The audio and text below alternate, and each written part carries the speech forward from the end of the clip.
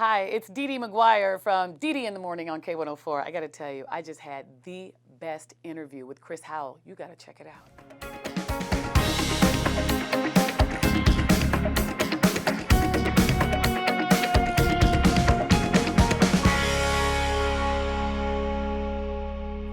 Hello, and thank you for watching. We've got a great show for you today. We have the great privilege of sitting down with DeDe, the host of DeDe in the Morning on K104 here in Dallas, Texas. DeDe, thank you so much for being with us. Thank you. DeDe, let's get into this. What I like to always start out with, though, because so many times folks see you and what you do, and they don't get a chance to know who you are. Right. So let's start out by saying exactly who is DeDe McGuire? DeDe is a tall, big, loud personality woman who is married to a wonderful man who allows her to be her and who is on the radio, has a love for radio, and have been doing it for years and years and years. And the youngest of 5 kids, an Army brat, and there you go. All right. And that's enough. That's Okay, enough. yeah. They get to know a little bit more about you. Yeah. As we talk about what you do, though, I mean, I guess many folks who do public work tend to be shy somewhat. Would you say that you're shy? There are times when I am. Okay. And I think a lot of people don't recognize that. There are times when you show up and you're, at an event and they're expecting you to be what they hear on the radio. Yeah. And there are times when you go, let me live up to that. And then there are other times you go, I just want to come in and be a spectator. I just want to sit back and I just want to watch and I want to enjoy, But there are times when I am shy and most people don't realize it. Yeah. As we get into what you do a little bit more, let's talk about this. I guess all personalities, of course, have a way of connecting with your audience. I mean, that's why they have a level of success. But you have done it to a whole nother degree. So much so that, again, when we talked about putting this show together, we talked to some of our producers and talked about bringing you on, and the first thing out of their mouth was, I love DeDe. Wow. It wasn't that would be a good show or anything. It was, I love DeDe. That's nice. Why do you feel folks connect with you in the way that they do? And you're going to be shocked at this, Chris, but I am not aware that I'm connecting, and I feel that I'm not doing enough, and I feel that I'm not connecting the way that I have in the past. I've been at K104 and hosting this morning show, DeDe in the Morning, for the last 3 years. Yeah. And I was on a nationally syndicated show for 10, and I felt that I really connected with that audience. And for me now, I'm feeling like it's not the same, and I want that back. And every day I go in thinking, what can I do differently to get people to know who I am and to understand I'm like their friend, their big sister, or whoever. So I'm not aware of that, I guess. I didn't know that. That's interesting. So let's talk about a little bit more. So what was it that you felt from that nationally syndicated show that made you feel like you had the connection that you don't quite feel now? I think it was just when I would go into certain markets and have conversations with people, and they would say to me, you said this, or you did this, or you helped me do that, or I love that you stand up for, single women, you're a strong woman. And I just felt that I had a lot of feedback, and I felt that and they would write me letters, and they would, and here, not to say that I want that for ego, because it sounds egotistical, but what I'm saying is that we are in the business of communicating. Right. And in order to be an effective communicator, you do need feedback. Absolutely. And so there are times when I just feel like I don't know if I'm quite getting in the way I had before. And like I said, that's my goal. Okay, and I'm sure you'll achieve that as you achieve so many other goals. I'm sure you'll achieve that as well. I hope. Let's talking about how folks give you feedback. And doing our research, we came across this thing where many of your listeners talked about the segment that you had, 5 things you should know. They seem to really miss that. Let's talk a little bit about, let's put a little bit of a twist on that. You talked about being married. I believe you've been married now some 5 years. 5 years. Let's talk about 5 things that DeDe have come to know about herself after being married for 5 years that you didn't know prior to. Probably the 5 things I learned being married is I'm learning that I had no patience. And I'm learning now to have patience. Yes. I am learning now. I used to think that I was this jealous, crazy type of chick.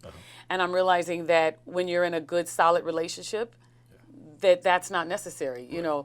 That insecurity is no longer there. And I'm learning that, my father passed away when I was young, when I was 6 years old. And I'm now learning a little bit more about myself, that I needed a man in my life that made me feel comfortable and who was ready to accept me for who I am, and I have that. So I've learned to accept me. I go, wow, if he loves me, I have to learn to love me even more. I mean, like, come on, So those are, how many is that? That's 4. That's 4. So yours one more. I got one more that I learned about myself. I learned that I can't cook. You cannot cook? I learned that I cannot cook. I learned that I probably never will be good at cooking. Okay. Yeah. But prior to getting married, did you think you could cook? Yeah, I thought I was doing all right. What were you cooking? Spaghetti? Oh, I cook spaghetti, hamburgers, hot dogs, chili dogs, corn dogs, and only other thing I can cook really good is seafood gumbo. Okay. So has Chris said that he does not like the things you're cooking? Is that what makes you feel like you can't cook? Well, he says I'm heavy-handed with the seasonings. Okay. Because, see, I thought, I want to be one of those cooks. This is what I really want. I want to be one of those people that can go into a kitchen or they taste something and they'll go in and just grab seasonings, and create something. I want to do like an artist. Yes. I want that so badly. And I thought I was achieving it until he would sit there and eat it, and he was like, okay, you're a little too heavy on the salt or too heavy on the pepper. Yeah. But you've come to love it. I mean, it worked for you. When you were single, it worked for you. It worked for me. But see, I like spicy foods. Okay. And he doesn't. Okay, so maybe put his stuff on the plate first and then put your seasoning on there. Exactly. Just a suggestion. I don't know. Try it, see if it works for you, okay? All right, now you've managed to have a great deal of success. Yeah. What level, how do you feel your level of faith has played a role in your success? A lot, and I didn't realize it because I didn't grow up in the church. My mother made sure that we were Christians, and she taught us we were Bible based, and we celebrate Christian holidays and everything else, but we just didn't go to church. Okay. My grandmother, on the other hand, did, and I think that's why my mother didn't take us and make that be a part of our life. So this is it. This is how you do it. And I never knew that my faith and prayer, because I've always prayed. It's fun. I've always prayed, and I didn't realize that that's what I was doing. And I remember going to my grandmother. She ended up moving back to Texas. She was in Nevada, and I would go and visit her all the time, and we would talk. And she gave me her Bible, and I would say to her, "Why me, Nana? Why am I?" And she said, "Don't ask why," and this and that. I mean, and I just never knew that it's a big part, and it's bigger now. Yeah.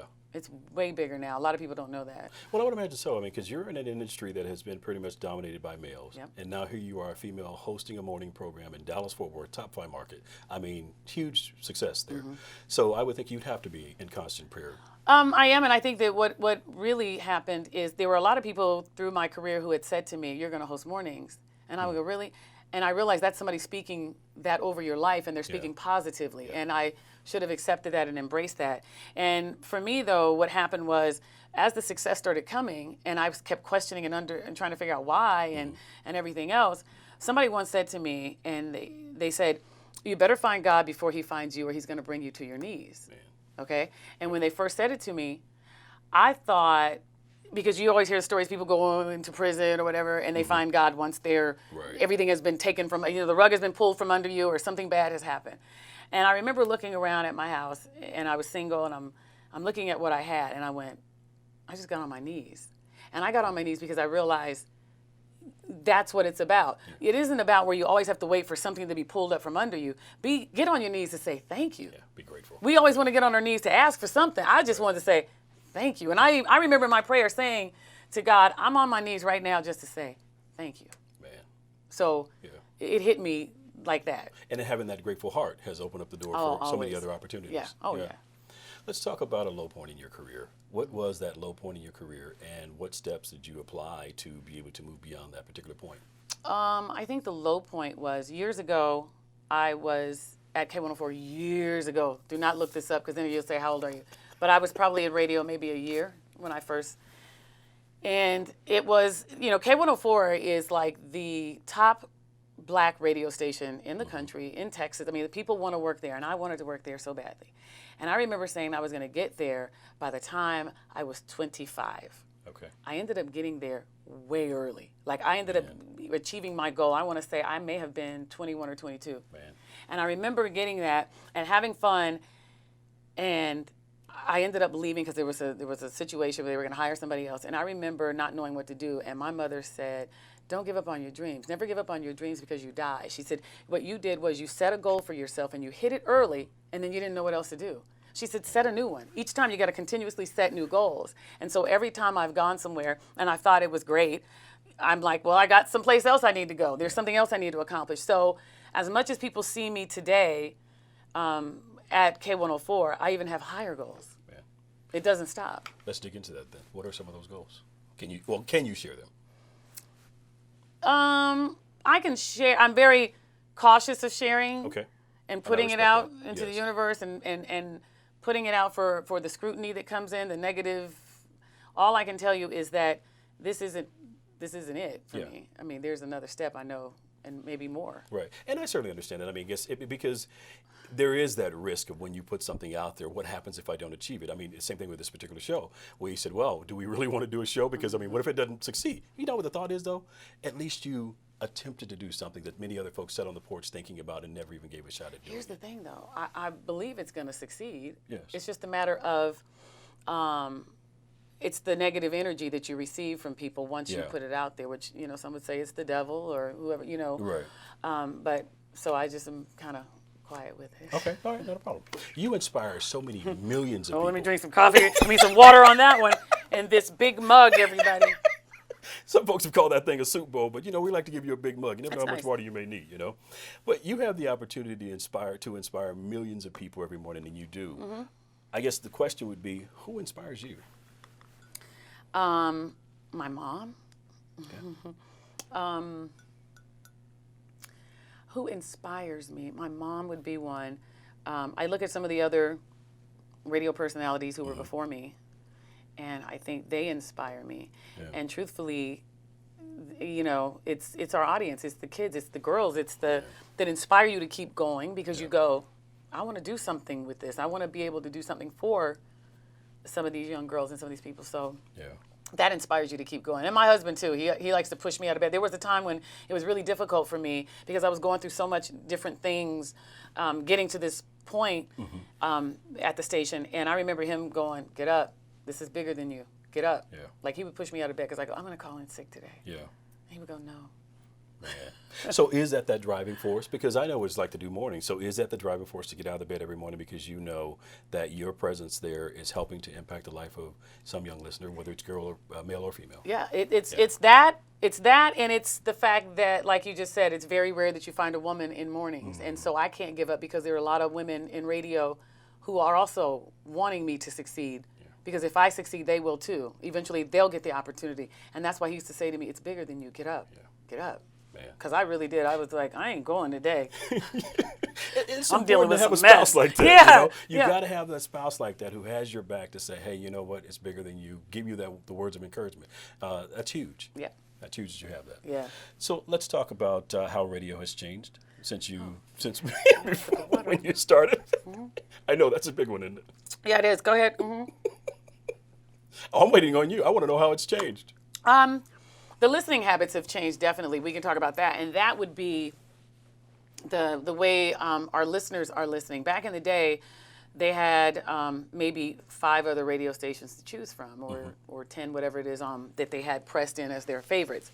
Today, you have Sirius Satellite, you have, downloads you could do, you have apps that you can use, you have social media, you have so many other distractions. So our listening habits have changed. That's number one. Yes. The other thing that has changed is our approach had to change in order to capture the attention of that person that has so much going on around them. Yes. So I had to change my approach in how I told stories, how I related and communicated with people on the air, to the audience. That had to change. And I had to change and not be so much concerned with my voice and how it sounds, but about the words that were coming out of my mouth. Right. Yeah, that became, and being concise and consistent and to the point with them. That changed. And what about the whole authenticity? I mean, because being authentic, I guess we're in an environment now where folks really want to get to know who you are. It used to be, I guess you could just maybe put this personality out there and they never ever had an opportunity to see another side of you. Right. Now with the advent of social media, things of that nature, they know all sides of you. Yeah. And that was difficult for me because truthfully, it sounds like I'm telling everything there is to know about me on the air, but there are certain things that I'm not ready or willing to talk about. And so social media allows people to actually get a peek into your life. You're like, well, okay. But sometimes you want to say, some of this isn't always real either. Yeah. I was cleaning, like I put up a picture on social media and I was all dressed to go out and I'm cleaning the bathroom. Okay, that's not real. That's not real. Okay, so you get what I'm saying? Yeah, I so get some what of it is not real, Right. so. It's also, again, part of it, I guess, the stations in some way require you to still Yeah. be active on social media. Oh, you have to. It's another way of communicating, like you said. But again, just like most people don't understand, radio is still a form of entertainment. Yes. It's what it's a form Absolutely. of entertainment. And so if I'm entertaining on the air, I'm also going to entertain Yeah, on my social media. as well. Yeah. Okay. That's why you saw me cleaning the bathroom dressed up and singing into a toilet bowl cleaning brush. But you don't do that too often, though. Not do you? often, no. Most of the time when you're dressed up, you are actually going somewhere. I'm actually- Yeah, yeah, we don't want them yeah, to think, every time you're dressed up, you're not really going anywhere. Chris does take you out. Yeah, he does. All right, so what is the most difficult thing you've ever had to overcome? The most difficult thing I ever had to overcome. Oh gosh, I mean, personal stuff that I can't talk about. I mean, I hate to say that. Okay. I mean, I hate to say that. No. I mean, it's They were difficult. You know what I mean? Things like that. But in terms of radio, I guess for me, nothing is ever too difficult, really, for the most part, outside of just some personal things in my family or whatever. But because I remember being on a radio station and I was the only black girl there, and I remember getting braids, right? And I remember them telling me, well, you have a remote at this really nice conservative Catholic school or something, and the guy said to me, you're going to take your braids out, right? And so most people would have got mad and said, oh my God, it's discrimination. But you know what I did? I'm going to play the game here because I'm trying to get somewhere right now. Okay. So that was years ago. And I got over it. Was I mad? Sure. Could I have pursued that? Yes. But pick and choose your battle. You actually that's what we're looking for. Really, when we ask that question, we're just looking for something that someone may be faced with, and they may not know the steps to get them beyond where they are. And really, what you just talked about there, I think so many women even experience that today in the workplace for different hairstyles or ways they may decide to dress. And sometimes they will quit because rather than change, they will quit. But to the point that you made, you had a goal in mind, and by going ahead and do what you need to do in that situation, it allowed you to be sitting where you're sitting today. Do you know, I tell people this all the time, even about, like, for instance, Oprah. I told somebody one day, I said, anybody really pay attention to Oprah's career and her show? When Oprah first got her show, you would watch her show and you would see skinheads, KKK up there. It was doing the same thing that other talk shows were doing, right?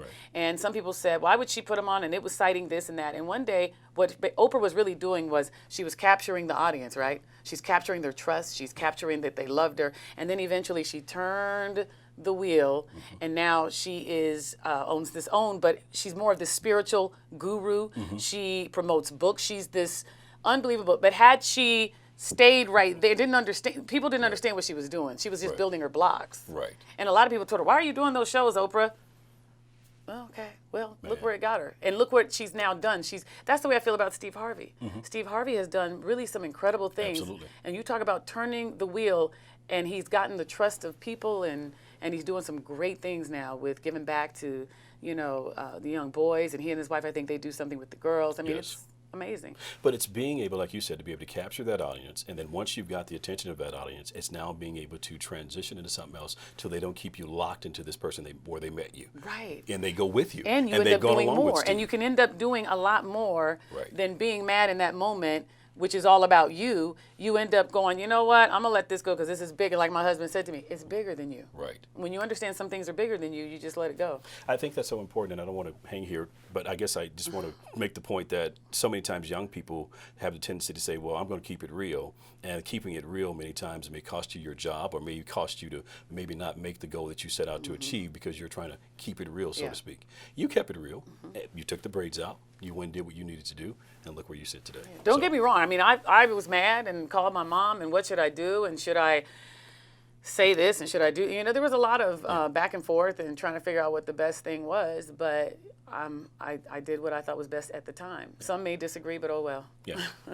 What are some principles or a set of habits that you have put in place or in the course of your career that you put in place to be able to allow you to achieve the success that you have? One of the things would probably be work ethic.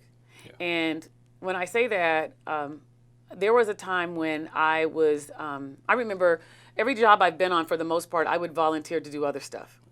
And I remember when I went on the nationally syndicated show, I was the co-host, and he lost the music director. And I used to be afternoons and music director at a station in Philadelphia. And so I said, I'll do it. And they said, are you sure? Because you're the co-host and you're going to be traveling. I said, no, I know how to do it. I'll do it. So I was the music director on this nationally syndicated show, co-host, and then I would help book the Sky shows, almost like what Tom Joyner used to do live, and you'd have guests. I'd help book that and do all that. Yeah. And I was like, take every opportunity and learn everything within that building or in your profession. Yeah. And so I think that's what probably has helped. I mean, when I got offered the job at K104, I didn't have a contract on the other show I was doing. So I did 2 shows for 5.5 years. Man. And I did mornings at Dallas, and I did afternoons on the national show. And I could have left at any time, but I was like, no. Why did you stay? I stayed because I loved the guy I work with. Okay. He's like a brother to me. Doug Banks is like one of the best. He was like my mentor. I'm able to do mornings today and able to be as good as I am based on him, because of him. Because he really, really was a great teacher, and I just loved working with him. He was funny, and he was great, and it was just unbelievable. It was the best job ever. Okay. I like the point you made about really going beyond just your job, because again, that is something when we talk about young people today, many times it's like, that's not my job, I'm not going to do that. But you want to learn as much as you can so you can make yourself valuable. Exactly. Yeah. And a lot of people don't see that. They want to, well, why they want me to do this? And I don't want to do that. That's not my job, and blah, blah, blah, blah. And it's like, but you'll stay in the game a little longer. Right. And if there's another job that comes up somewhere else, in another city, at another station, you have the skills now. But we're too busy looking right here in this little small box right now, you know? Because like you said, you had a long-range plan. Yeah, you knew where you were headed, and you knew that you would need those skills in order to be able to do that. Oh, heck yeah. Man. What's the best advice you've ever received? Gosh, best advice. Be you. Yeah. Just be you. And you know, just not try to be anybody else, and that's it. Yeah. Be the best you were created to be. And the other one was, if you're afraid of failure, you'll never succeed. Man, I love that one. I do too. I love that one. Isn't because that great? I have always been one of those people who's like, you know what, I don't want to do it because I don't want to fail. Yeah. But you know what, you'll never succeed until you get over that fear of failure. And it took me a while to learn that. Yeah. You know, and in some cases you're still learning certain things you set out to do, but until you really get that embedded, you'll never try anything. I agree. Yeah, so I love that. All right. If you weren't doing radio, what would you be doing? Real estate. Why real estate? My mother used to work for a builder.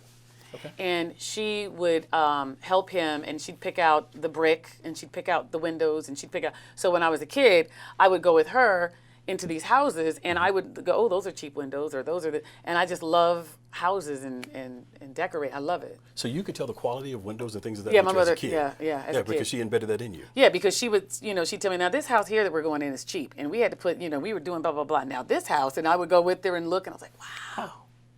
Okay, so would you be selling, what type of properties would you sell in terms of real estate? I'm selling the high end. What are you talking about, Chris? I want to make the money. That's what I wanted to hear. Yeah, I'm like, wait a minute, hello. I'm going downtown. I'm selling $1 million. I'm going to be on $1 million listing on Bravo. What? What? All right, so let's do this as we go in for our landing. You do an excellent job on your radio show. You've had the occasion to be in a blockbuster movie. Anything new coming up for you that we should be on the lookout for? Fingers crossed. I did film a reality, a sizzle reel for a reality show. Okay. Yeah. What type of? Can you give us a sneak peek? What type of reality show? It's a bunch of girls. Okay. They generally are, but yeah, but can you give us a little bit more? Yeah, it's just a bunch of women who are getting together, and here in Dallas, successful women who are kind of navigating their way through all of this, and like I said, I'm keeping my fingers crossed about that. We filmed that back in April. Okay. So, and that takes a long time. They always talk about the process is really, really long for these reality shows. So, there you go. You listed that as a guilty pleasure of yours. Watching reality shows is a guilty pleasure of yours on your bio there. What do you? Why is it listed as a guilty pleasure for you? My husband hates it. Oh my God! He comes in the room. He's like, another one. Like that's all I watch. Like the only scripted show I watch is Empire. Okay. That's it. Yeah. Everything else is Everything else is reality. Everything. I mean, from House Hunters on HGTV to The Real Housewives of Beverly Hills, The Ladies of London, Love and Hip Hop Atlanta, Love and Hip Hop LA, Basketball Wives. I'm telling you, I watch All of them. See, as you're listening, I'm trying like, I hadn't heard of that one. Yes. Oh So my You gosh. actually get me caught up on some of them, I Yes. guess, because I hadn't even heard of some of those. All right. So in closing, to that young person who's viewing today or Yeah. listening today, who's thinking, man, I would love to step out and try something, but I don't know if it's going to succeed. I would love to maybe someday sit where DeDe is sitting. What words of advice would you have for them? I would probably tell them, first of all, go to college. That's important. Get your education. Please get your education. And I would probably tell them to start from the bottom. Yeah. A lot of people want to start from the top. Everybody wants to have the fame and the glory, and everybody wants, and they think that it's like everything, because we are, some people say we're in this instant world almost. Yeah. And a lot of people want that instantly. If you want longevity and you want it to last, you got to work. You got to climb your way up. I mean, I really did, and I started in market like 183, Killeen, Texas, and went to San Antonio, to Dallas, to Chicago, to Philly, to like I went all over, and I worked. Yeah. And it was all a part of your plan. And it was a part of the plan. Yeah. To It get to where was. you are now. Oh yeah. All right. DeDe in the morning. Thank you so much. Thank you. Hello, and thank you for watching. I hope you enjoyed that great conversation with DeDe. Now, we have more great conversations like this available for you at chrishowellonline.com. I also want to take this moment to invite you to download the free Chris Howell app. It's available in the App Store as well as Google Play. Search for Chris Howell, and there you'll get the Chris Howell app. I also want to take a moment to invite you to download the free audio podcast. In the audio podcast, you get the exact version of this particular show that you just witnessed here with DeDe, but many times you don't have the opportunity to view it. Maybe you want to just hear it as you're working out, as you're driving in your vehicle, whatever the case may be. Again, it's the exact audio version of the Chris Howell Show. But when you search for the audio podcast in either iTunes or Google Play Music, you'll also search for Principles for Success. That's our Principles for Success podcast. In that podcast, it's different conversations. These are conversations that I had with individuals either over the phone or via Skype. Search for the Principles for Success podcast. You'll be exposed to conversations that I had with Zig Ziglar, T.D. Jakes, Tyrese Gibson, Louis Gossett Jr., and many others. Again, that's the Principles for Success podcast. You have the Chris Howell app, you have the Principles for Success podcast, and you have the Chris Howell Show audio podcast. Appreciate your support. Thanks again for watching. Have a great weekend.